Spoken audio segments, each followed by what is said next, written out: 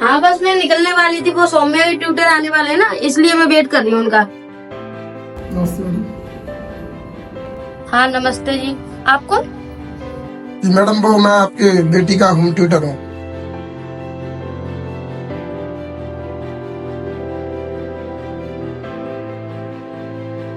पूजा मैं तुझसे थोड़ी देर में बात करती हूँ, ठीक है? आप जतिन हो? जी मैडम, मैं ही जतिन हूँ, आपकी बेटी सौम्या का होम ट्यूटर। हाँ ठीक है, तो आओ अंदर। एक मिनट, ये चप्पल ना आप साइड में उतार दो, हम बाकी चप्पल अंदर यूज नहीं करते हैं।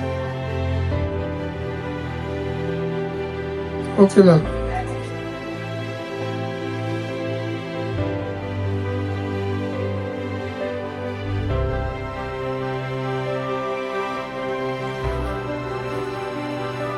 सो coming straight to the point, आप मेरी बेटी को पढ़ा पाओगे क्या?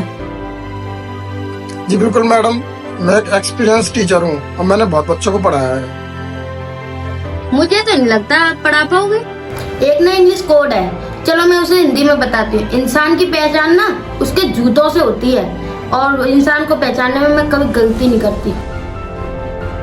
द पॉइंट इज, मेरी बेटी का ICSE बोर्ड है और उसमें सब कुछ इंग्लिश में होता है। और मुझे लगता है तुम किसी गांव से बिलोंग करते होंगे कि तुम्हारा रहन सहन, तुम्हारे कपड़े और ये सब कुछ।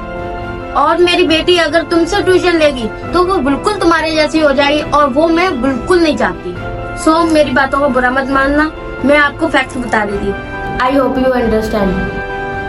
नहीं मैडम, मुझे आपकी बातों को बिल्कुल बुरा नहीं लग रहा। मुझे आपकी बेटी के फ्यूचर के लिए बहुत अफसोस हो रहा है। मतलब? मैडम, माँ एक बच्चे की पहली गुरु होती है, और जिस माँ की ऐसी सोच हो तो उस बच्चे के फ्यूचर का क्या होगा? तुम कहना क्या चाहते हो?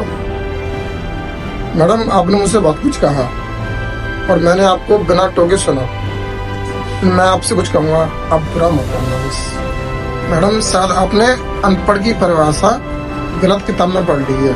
शिक्षा पर सभी का समान अधिकार है।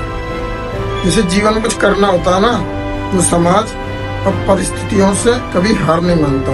मैडम, आपने मुझे कहावत सुनाई थी ना, मैं भी आपको एक कहावत सुना रहा हूँ हिंदी में, सुनिएगा। क्या किसी को पढ़ना लिखना होता है, वो पढ़ ही लेता है। उसे ना किसी शहर ना किसी अच्छे इंस्टीट्यूट की जरूरत है। अनपढ़ वो नहीं होता जिसको पढ़ना लिखना नहीं आता हो। अनपढ़ वो होता है जो किसी की इज्जत करना नहीं जानता हो, जो किसी दूसरों की शिक्षा का स्तर उसके कपड़ों से आगे। गाँव वाले ऐसा नहीं करते हैं, वो सबकी इज्जत करना जानते हैं। आपके शहर में पढ़े लिखे अनपढ़ बहुत है, जो दूसरों की बेइज्जती करने में देर नहीं लगाते। वो ये नहीं देखते कि दूसरे की क्या मजबूरी है, क्या जरूरत है। और मेरी बात, मैं पूरे स्टेट में 12th टॉपर आया था और UPSC मैं क्लियर कर चुका हूँ, इसलिए मुझे DP एजुकेशन ने हायर किया है। बस कुछ परिवार की जरूरत है, कुछ मजबूरी है, इसलिए मैं ये ट्यूशन पढ़ाता हूँ। अब मुझे इस ट्यूशन की जरूरत है ना, उससे ज्यादा आपको आपके बच्चे के लिए अच्छे टीचर की जरूरत है। I hope you understand. Thank you madam, have a nice day. Sir रुकिए। सर आप एक टीचर हो, आपका काम है लाइसेंस देना। सर मैं समझ गई हूँ, मेरी बेटी के लिए आपसे अच्छा टीचर कोई भी नहीं हो सकता। ठीक है मैडम, मैं कल से आता हूँ।